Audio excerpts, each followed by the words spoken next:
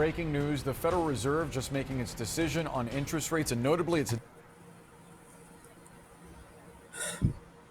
Federal reserve মাত্রই সুদের হার নিয়ে সিদ্ধান্ত নিয়েছে।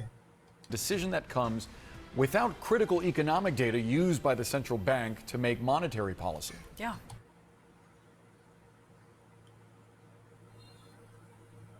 সিদ্ধান্ত গ্রহণের জন্য সরকারি তথ্যগুলোর উপর তারা নির্ভর করে যে তথ্যগুলোর উপর তারা নির্ভর করে সেগুলো এ মুহূর্তে নেই।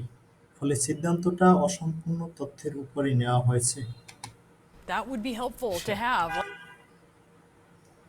হ্যাঁ, বাস্তবে এই তথ্যগুলো থাকলে সিদ্ধান্ত নেওয়ায় অনেকটাই সহায়ক হতো। Let's get to CNN's Matt Egan, who's at the Fed. Matt. চলুন সংযোগ করি সিএনএন-এর ম্যাট ইগানের সঙ্গে, যিনি ফেড কক্ষে রয়েছেন।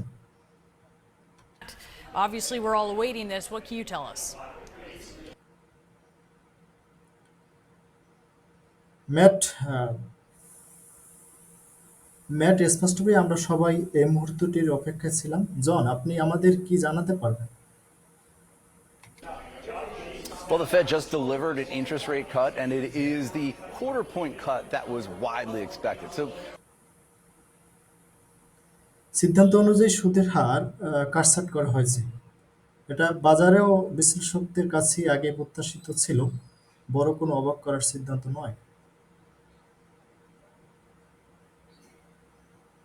this is the second straight interest rate cut from the Fed, and it does Fed এটি ধারাবাহিকভাবে দ্বিতীয়বার সুদের হার কমালো। lower Fed rates to the lowest level in 3 years. ফলে ফেডের নীতিসূচক হার ৩ বছরের মধ্যে সর্বনিম্ন স্থানে নেমে এসেছে। This shows that Fed officials are clearly more concerned about weakness in the job market than they are about stubborn inflation. এতে স্পষ্ট যে ফেড কর্মকর্তাদের প্রধান উদ্বেগ এখন জব মার্কেটের দুর্বলতা নাগরিক জীবনে বড় কড়া প্রভাব ফেলেছে। বস্তুত মুদ্রাস্ফীতির স্থিতিশীলতা তাদের তুলনায় কম উদ্বেগের বিষয়। Officials in the statement that they just put out moments ago, they reiterated that risk to employment rose in recent months and that job gains have slowed this year. Now, what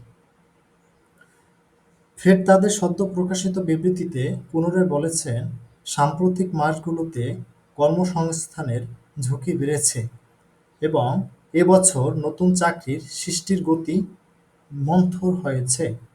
What's unusual here with this decision is the fact that the Fed had to make it while flying mostly blind because of the government shutdown.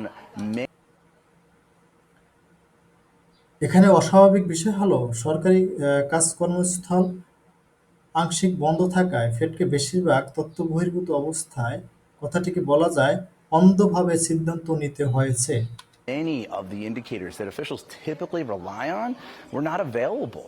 That means যে সূচকগুলোর উপর নীতি নির্ধারকরা সাধারণত ভরসা করেন সেগুলো এবার পাওয়া যায়নি।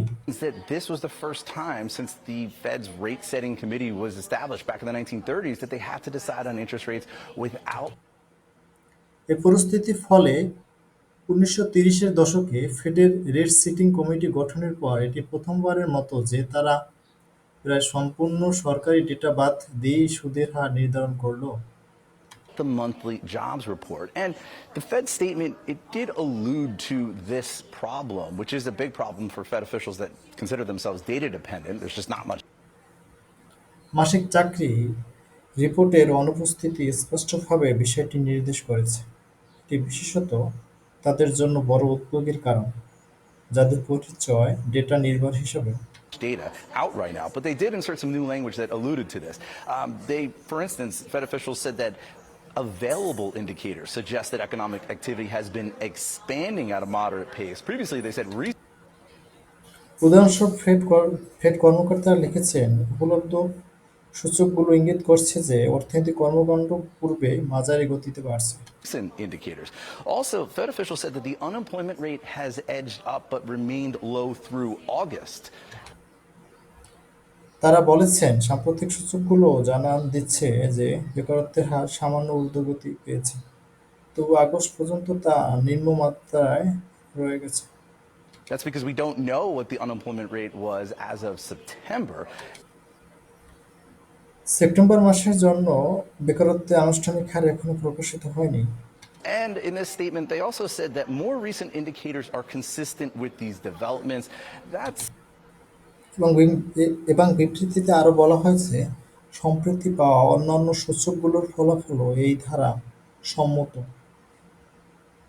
seems to be a reference to some of those private alternative economic numbers that get put out and that we know Fed officials look at. So what does all this mean?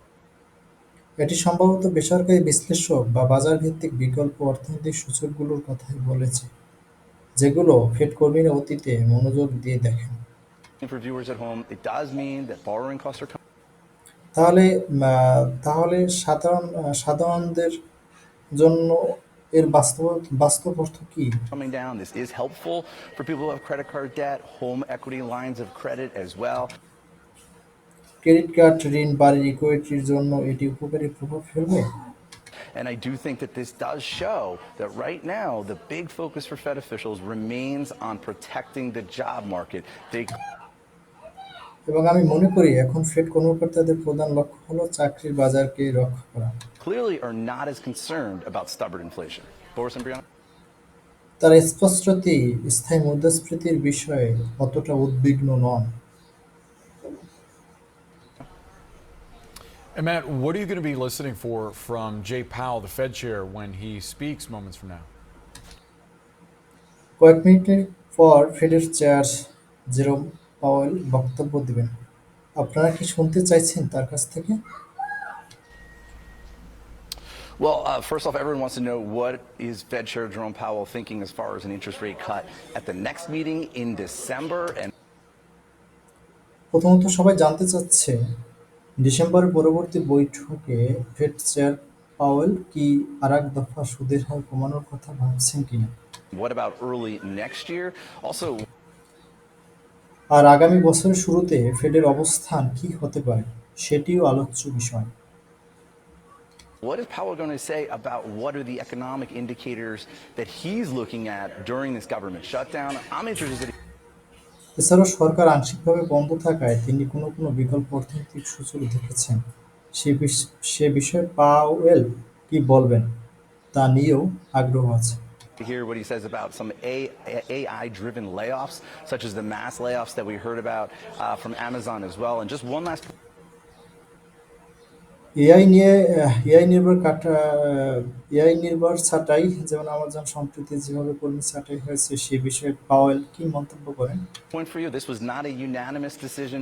10 officials, এবারের সিদ্ধান্ত সর্বসম্মত ছিল না। including Jerome Powell, voted in favor of this quarter point cut. Jerome Powell সহ 10 জন কর্মকর্তা 0.25% point হ্রাসের পক্ষে vote then. One official voted for no change at all. That was Kansas একজন কর্মকর্তা কোনো পরিবর্তনের বিপক্ষে অবস্থান নেন, অর্থাৎ তিনি চেয়েছেন হার অপরিবর্তিত থাকুক। City Fed President Jeffrey Schmid, and one তিনি ছিলেন কানসাস সিটি ফেডের president Jeffrey Schmid. official voted for an even bigger cut. Not surprisingly, that official is Fed Governor Stephen Miron. Back to আরেক কর্মকর্তা ছিলেন আরও বড় কাট বা হ্রাস, তিনি হলেন Fed governor Stephen Miran. you guys. All right, Matt Egan. এখন আপনার কাছে ফিরে যাচ্ছি। And at the Fed, thank you. Our business editor at large, Richard Quest, joins us now live as the news, of course, starting to এখন আমাদের সঙ্গে সরাসরি যুক্ত হচ্ছেন সিএনএন এর ব্যবসা সম্পাদক Richard Quest. break. Richard, as you look through your email, good to see you.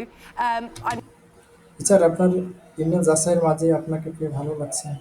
know that markets were pricing in a 25 basis point, Richard. What are you seeing? I'm looking at my phone. আমরা জানি বাজারে আগে 25 basis point কাটের প্রত্যাশা ছিল। Richard, আপনি কি দেখছেন? As well. Yeah, it's gone. The Fed has lowered rates by 1/4 of a percentage point. They did the same thing at the last meeting. আমিও ফোনে দেখছি। হ্যাঁ, নিশ্চিত ফেডেক্স 33% পয়েন্ট হার কমিয়েছে। And so they've now, the Fed, so-called Fed funds rate is 3.75 to 4%. It's এখন ফেডের তথাকথিত federal funds rate দাঁড়িয়েছে 2.75 থেকে 4% মধ্যে। says once again that the worrying part from the Fed's point of view is jobs. এতে আবার স্পষ্ট হচ্ছে ফেডের সবচেয়ে উদ্বেগের জায়গা এখন চাকরির বাজার। Job gains have slowed, and the unemployment rate has edged up, says the Fed. Fed বলছে কর্মসংস্থান বৃদ্ধির হার ধীর হয়ে গেছে এবং বেকারত্ব সামান্য বেড়েছে। Inflation has also moved up and remains elevated. Now, what's interesting মুদ্রাস্ফীতি আবার কিছুটা বেড়েছে। is we are heading into the scenario that really Jay Powell, the chair, doesn't want, which of course is মজার বিষয় হলো আমরা এমন এক পরিস্থিতির দিকে যাচ্ছি যা ফেড চেয়ারম্যান জে পাওয়েল মোটেও চান না। higher inflation, stubborn unemployment, সেটি হলো উচ্চ মুদ্রাস্ফীতি এবং দীর্ঘস্থায়ী বেকারত্ব। and he has to cut rates because he has to choose between unemployment and inflation, which is the most pressing problem. It's a তাই পাওয়েলের এখন বেছে নিতে হচ্ছে বেকারত্ব নাকি মুদ্রাস্ফীতি, কোনটি বেশি গুরুত্বপূর্ণ। very rare scenario that the Fed finds itself in, but now it's ফেডের জন্য এটি অত্যন্ত বিরল পরিস্থিতি। clearly made its choices. The তবে এখন তারা দিক নির্ধারণ করে ফেলেছে। core issue is that of unemployment, মূল উদ্বেগ বেকারত্ব। and so the Fed has cut rates to bolster the employment or the unemployment situation. তাই কর্মসংস্থান জোরদার করতে ফেড সুদের হার কমিয়েছে।